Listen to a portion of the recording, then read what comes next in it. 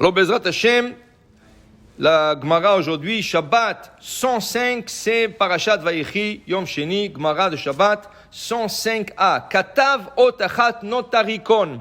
Alors, comme il y a l'abréviation, on va d'abord faire une introduction. Shabbat, vous savez qu'il est interdit d'écrire Shabbat. Il est interdit d'écrire, interdit de colorier. L'écriture dont on l'apprend, c'est un des 39 principaux interdits. L'écriture, et pas écrire Shabbat, ils écrivaient sur le poteau de Beth Amikdash. Qui veut dire, dans le Beth Amikdash, dans le Mishkan plutôt, de Moshe Rabbeinu, il y avait des poteaux. Maintenant, quand ils voyageaient, ils démontaient le poteau et arrivaient à une destination stationnée, ils remontaient le poteau. Maintenant, c'est écrit que chaque poteau doit garder sa place. Un poteau qui était en nord, il doit être en nord. Nord-sud, il doit être en nord-sud. Sud-ouest, il doit être sud-ouest. Alors, il numérotait le poteau. 1, 2, 3. Alors, quand ils stationnaient, ils remontaient le poteau au même endroit où ils étaient par avant. Okay? Maintenant, il y en a qui pensent, c'est bien de faire aussi pour la souka. Tu as une souka, tu as des panneaux de souka.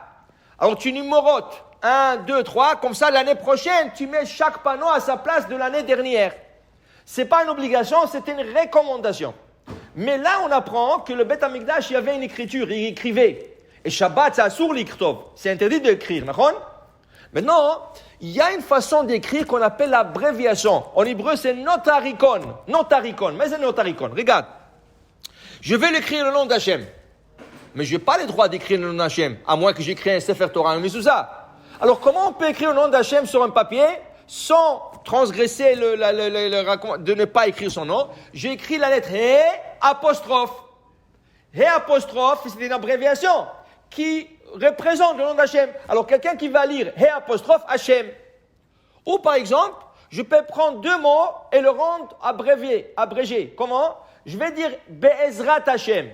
Au lieu d'écrire deux mots, Be'ezrat Hachem, qu'est-ce que j'ai fait? J'ai écrit Be'et, deux apostrophes, He, Be'ezrat Hachem.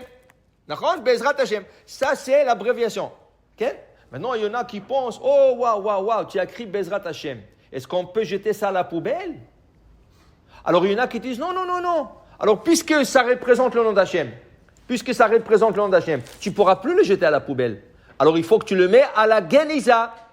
Rav Ovadia Yosef dit, non, ça représente le nom d'Hachem, mais c'est une abréviation. C'est pas comme si j'ai écrit le nom d'Hachem. Pour Rav Ovadia Yosef, c'est permis de le jeter. Okay? Si tu veux être strict, alors tu découpes le petit morceau et tu le mets à la Geniza, ou tu le mets dans deux sachets et tu les jettes. Alors le problème se trouve beaucoup quand tu reçois des invitations de mariage. Quand tu reçois des invitations de mariage, toujours à l'entête, ils écrivent Bezrat Hashem. C'est mieux d'écrire Besiata Dishmaya, Bet, Samer, deux apostrophes, Daled, Besiata Dishmaya. Ça, c'est selon toutes les opinions. Séfarad et Ashkenaz, il n'y a pas de problème de le jeter après. Parce que il n'y a pas le nom d'Hachem. C'est le Bet He que les Ashkenaz sont plus stricts. Et les Séfarades, on a droit, ok? Des fois, dans les invitations de mariage, c'est écrit Imeshkacher Yerushalayim Tishkach Yemeni. Un verset classique qu'on utilise dans les invitations. Le problème, après, tu vas jeter cette invitation dans la poubelle. Tu as jeté un verset de Torah dans la poubelle. Alors, on conseille aux gens qui font le mariage de ne pas mettre un obstacle devant les autres. Qu'est-ce qu'il doit? Qui raccourcit le verset. Qui veut dire Imeshkacher Tishkach Yemeni. Au lieu d'écrire tout le verset, alors tu as omis un mot. Ou 3 points. De telle manière, ce n'est pas un verset complet. Et celui qui la reçoit, qui la jette dans la poubelle, il n'y a pas de problème. Ce n'est pas un verset au complet. Okay? Maintenant, la Gemara, ce matin, elle veut savoir d'où est-ce qu'on apprend l'abréviation. D'où est-ce que sort l'abréviation. Alors voilà, la Gemara nous dit Amar Rabbi Yochanan, Mishum Rabbi Yossi ben Zimra, Minayin Lashon Trikon la Torah, d'où c'est sorti le mot Avraham. Moi, c'est Avraham. Il s'appelait Avram. Après, Akadosh Baruch Hu a appelé le père de la nation, notre père, notre patriarche, il l'a appelé Avraham. Av Amon Goim Netaticha. Av Amon Goim. Avant Avraham, où est-ce qu'il est né? Dans le pays de Aram. C'est Av Aram. C'était le père de Aram. C'est le père de la nation de Aram. Mais une fois qu'il a suivi Hachem, il est parti en Israël. Lech lecha me'artzecha. Hachem dit, maintenant je vais te faire le père du monde en entier. Il lui a ajouté un He. He représente Av Hamon Goïm. C'est le père de toutes les nations, pas rien d'Aram. Alors tu vois qu'Avram, c'est une abréviation. Nous disons Avram, parce que nous sommes habitués à ce prénom. Mais en vérité, ce prénom-là est une abréviation. Une autre place où il y a l'abréviation, dit la Gemara, le 10 commandements.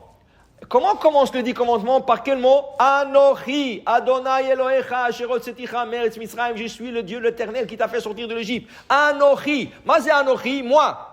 Mazé, comment tu commences? Moi? Tu commences 10 commandements en disant moi? Mazé Anochi, dit la Gemara, Anochi est un acronyme. Ana, Nafshi, Ketavit, Yehavit. Moi, mon âme, je l'ai écrit, je vous l'ai donné. Qu'est-ce que c'est l'âme d'Akadosh Baruch Hu? C'est la Torah. Mon âme, qui est la Torah, je l'ai écrit, Ketavti, Yahavti. Ana, moi, Nafshi, Nun, c'est Nafshi, mon âme, qui est la Torah. Ketavti, je l'ai écrit, Yahavit, je vous l'ai donné. Alors le mot Anochi dans le 10 commandements, c'est un acronyme. Donc la Gemara discute ce matin, Shabbat. Combien de lettres il faut écrire Shabbat pour transgresser la Torah? La Gemara dit 2 lettres. Si tu écris 2 lettres Shabbat, pas plus que 2 lettres, et ils font du sens, ils se lisent ensemble, ils font du sens, tu as transgressé le Shabbat. Par exemple, tu écris Aleph et Bet. Mazé Aleph, Bet, comment ça se lit? Av. Av, c'est un père, ça fait du sens. Tu as écrit 2 lettres, tu as transgressé le Shabbat.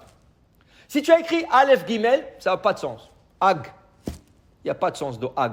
Alors c'est une interdiction rabbinique, pas toraïque. Tu as transgressé le Shabbat, Misurot, rabbinique et pas toraïque. Si tu as écrit Gimel, Gimel, okay? Gag, en toi, ça fait du sens, Chayav.